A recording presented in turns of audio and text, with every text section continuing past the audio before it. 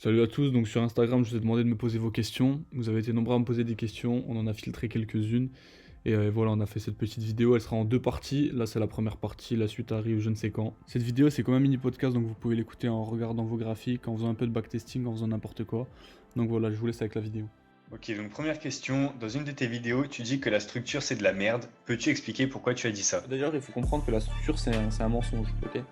La structure, tout ce qu'on vous apprend, 99%, même 100%, on va les couilles, 100% des choses qu'on vous apprend sur la structure c'est de la merde. Euh, Par exemple, pour plein de traders, ici, il y aurait eu un changement de structure et donc ils auraient essayé d'acheter cette OB, ok, tout simplement. Donc, structure, la structure normale chez les gens, c'est ça. Structure, bam, bam, bam, bam. Oh, brico-structure. Qu'est-ce que je fais? J'achète. Bah non, en fait. Nope. Bref, la structure, c'est un mensonge. C'est un mensonge. Tout le monde vous ment, c'est un complot. La structure, ça n'existe pas. Non, honnêtement, ça existe, etc. Il y a des choses, mais c'est beaucoup plus complexe que ce qu'on vous apprend. Ouais, ça, c'est quelque chose qu'on me pose pas mal de questions dessus. Ça a fait couler beaucoup d'encre. Non, je rigole. Non, mais il y en a pas mal qui me posent des questions là-dessus. Et honnêtement, c'est quelque chose qu'il faut pas prendre au pied de la lettre. Évidemment que la structure, c'est quelque chose qui va être important, mais c'est quelque chose qui est beaucoup plus complexe qu'on ne le croit. C'est-à-dire que c'est pas, il suffit pas de voir low high, low low, etc., etc. Une structure basique. Une structure, ça va être un peu plus complexe que ça, notamment avec le concept des inducements, etc., etc. Pour ceux qui connaissent, au niveau des liquidités, il va y avoir des prises de liquidité certaines fois qui peuvent être prises pour tout simplement des break-off structures si on a une vision classique et pas trop réfléchie de la structure. Donc c'est pour ça que je dis ça. C'est pour ça que je dis ça, mais évidemment, je dis ça pour tout simplement que ça fasse parler, justement. C'est pour ça que je suis cru et que je dis que tout simplement c'est de la merde, sans nuancer du tout. Mais évidemment, tout est beaucoup plus nuancé que ça, c'est pas noir ou blanc. C'est toujours dans le gris, peu importe de ce dont on parle. Et la structure, c'est exactement la même chose. Évidemment que la structure, ça peut être utile, évidemment que c'est très très très utile. Je suis pas de ceux qui disent que la structure est une des choses les plus importantes de l'analyse technique. Je suis pas de ceux-là. Je pense que notre but en tant que trader, c'est de créer un système complexe qui va nous permettre d'avoir un edge sur le marché. Et la structure, ça peut nous aider, évidemment, ça peut nous aider évidemment là-dessus, mais c'est pas quelque chose, c'est pas la martingale et c'est pas quelque chose qui va être hyper strict, d'accord? Moi, j'ai une approche de mon trading qui est plutôt flexible.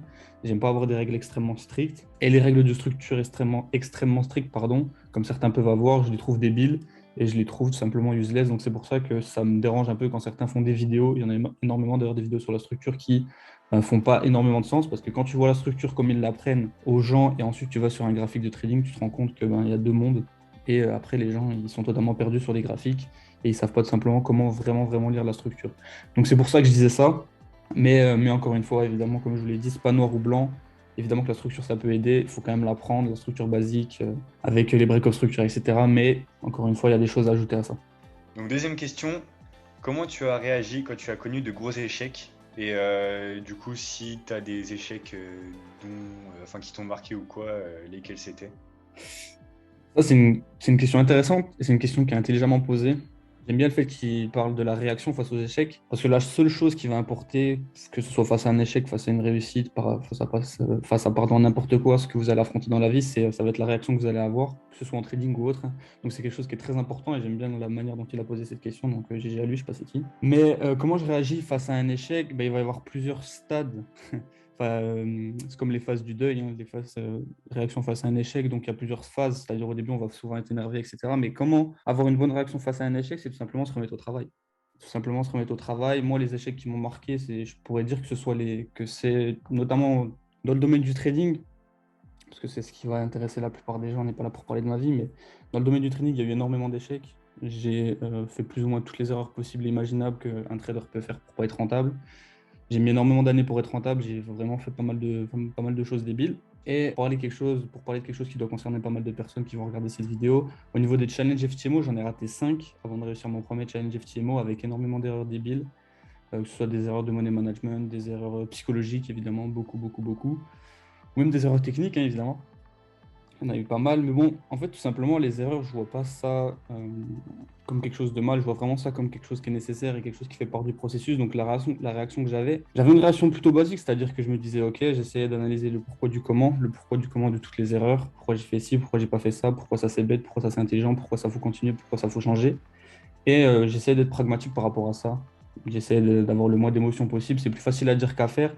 Mais dans tous les cas, est-ce qu'on a le choix même? Dans tous les cas, on fera des erreurs, peu importe ce qu'on veut entreprendre. Il n'y a que les gens qui entreprennent rien qui font pas d'erreurs. Donc, si on entreprend quelque chose, nous, on est des entrepreneurs, on est des gens qui font des choses dans la vie, on essaie de travailler, on essaie de créer des choses, on essaie d'ouvrir des business. Donc, on fera forcément des erreurs. Est-ce qu'on a le choix de faire des erreurs? Non. Et est-ce qu'on a le choix de simplement de se relever? Non plus. Enfin, on a la solution d'arrêter et de devenir une merde et qui fait plus rien, exactement. Mais pour moi, c'est pas du tout une option. Donc, tout simplement, la réaction, elle a toujours été la même. C'est on se relève, on essaie d'apprendre de ses erreurs et on redouble d'efforts.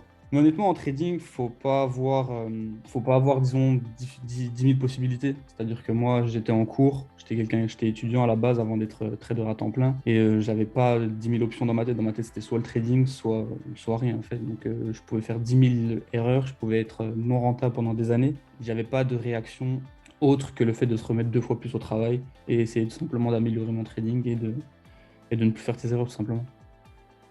Ouais, bah, je suis d'accord. De toute façon, à partir du moment où tu t'enlèves de la tête le fait d'une autre option, t'as aucun choix autre que de faire en sorte de passer au-dessus de ça, quoi. Ouais, ouais, exactement, exactement. Il y en a pas mal qui parlent de ça. Le fait de brûler les bateaux. Le fait de brûler les bateaux, Ouais, c'est-à-dire que quand tu es dos au mur, bah, tout simplement, tu as une seule direction, c'est la rentabilité en trading. Et quand tu as une seule direction possible, que tu n'as qu'un seul choix possible, ben, tout simplement, t'as pas d'autre solution. Donc tu fais le nécessaire, peu importe les sacrifices à faire, peu importe si c'est difficile. Tu continues, donc c'est comme ça, hein. ouais, carrément. Puis, comme tu as dit, les erreurs, ça fait partie du jeu, surtout en trading, c'est ce qui te permet de voir ce qui cloche, etc. Mais là où il faut être intelligent, c'est les erreurs, c'est bien seulement si tu les analyses, que tu les prends en compte pour ne pas les refaire. Parce que tu peux faire des erreurs, mais si tu fais les mêmes en boucle sans rien changer, au final, dans 5 ans, tu seras toujours au même endroit et rien n'aura changé, quoi. Ouais, exactement, exactement. C'est pour ça qu'en trading, je trouve, enfin, je dis à tout le monde que c'est très, très, très important d'avoir un journal de trading. Parce que le journal de Ouais, trading, c'est sa seule utilité, pour moi, évidemment qu'il y en a d'autres, mais sa principale utilité, ça va être de remarquer les erreurs que tu fais, pardon. Donc, le journal de trading, c'est important de le faire, mais c'est important, comme tu dis, de le regarder chaque week-end et de te dire, OK, ben, si par exemple, je dis un truc qui est débile et qui n'a aucun sens, mais admettons, tous les mercredis, tu prends des pertes, tu vas peut-être te dire, ouais, les mercredis, je vais peut-être pas trader, etc., etc. Évidemment, ce ne sera pas forcément le cas, parce que les mercredis, le marché, il est exactement le même que les autres jours de la semaine, mais vous avez compris où je voulais en venir, quoi. ouais. Et j'en profite.